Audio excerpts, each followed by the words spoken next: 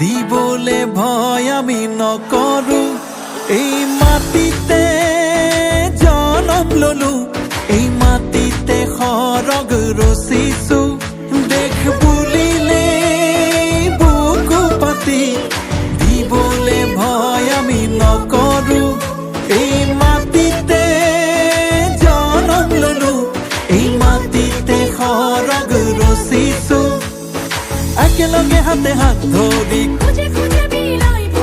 যাওঁ আগুৱাই পাহাৰ ভৈয়াম সকলো মিলি যাওঁতি যুগীয়া জননী মোৰ মাটি মোৰ দেশ মোৰ মাটি মোৰ দেশ মোৰ মাটি মোৰ দেশ মোৰ মাটি মোৰ দেশ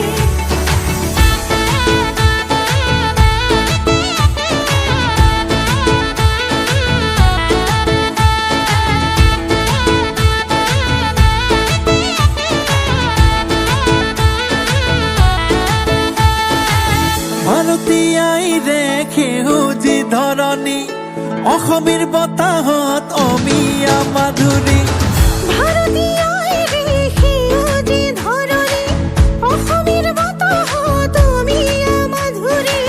তাত খিতখিতনিত ঢোলৰ গুমগুমনিত ৰচকী নাচনীয়ে কঁকাল ঘূৰাই আইৰে ঢেঁকী খালে চুবুৰি কপাই একেলগে হাতে হাত ধৰি যাওঁ আগুৱাই পাহাৰ ভৈয়াম সকলো মিলি যাওঁতি যুগীয়া জননী মোৰ মাটি মোৰ দেশ মোৰ মাটি মোৰ দেশ মোৰ মাটি মোৰ দেশ মোৰ মাটি মোৰ দেশ মোৰ মাটি মোৰ দেশ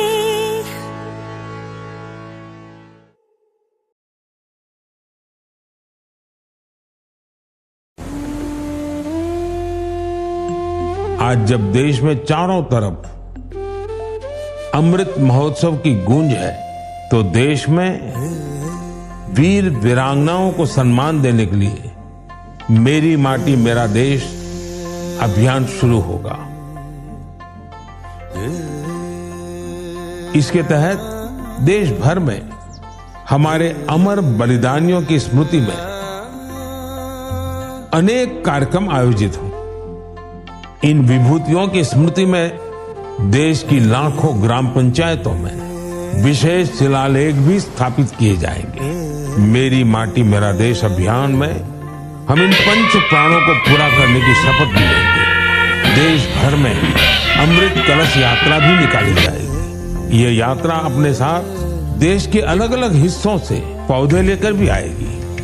7500 कलश में आई माटी और पौधों से मिलाकर फिर नेशनल वॉर मेमोरियल के समीप अमृत वाटिका का निर्माण किया जाएगा। শ্ৰদ্ধাৰ অসমবাসী ৰাইজ